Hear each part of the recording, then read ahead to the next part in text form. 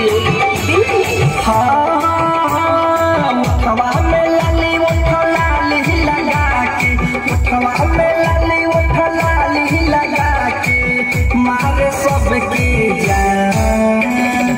हाय छोड़ी हाय छोड़ी हाय छोड़ी हाय छोड़ी हाय छोड़ी हाय छोड़ी हाय छोड़ी हाय छोड़ी।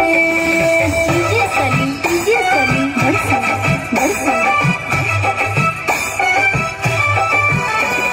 हाय छोड़ी हाय छोड़ी हाय छोड़ी हाय छोड़ी।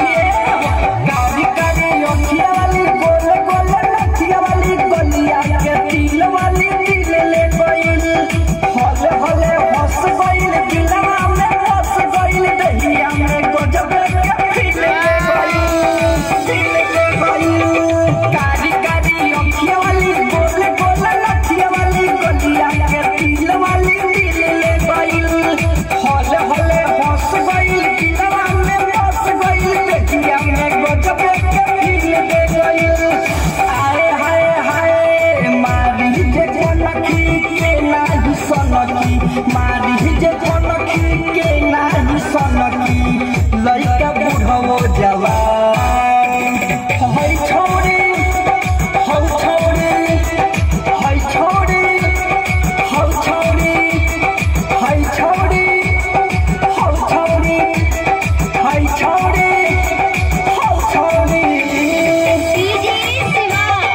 डीजे शिवा भड़सा वॉच म्यूजिक बजाए।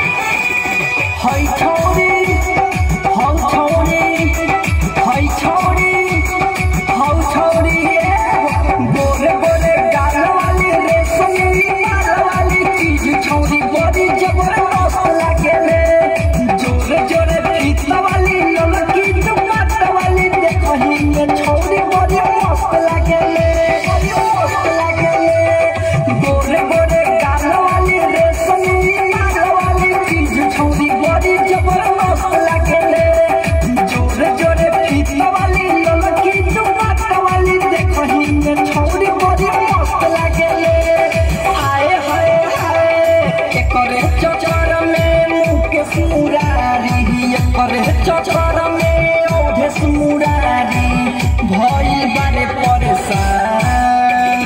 हाय छोड़ी हाय छोड़ी हाय छोड़ी हाय छोड़ी हाय छोड़ी हाय छोड़ी हाय छोड़ी।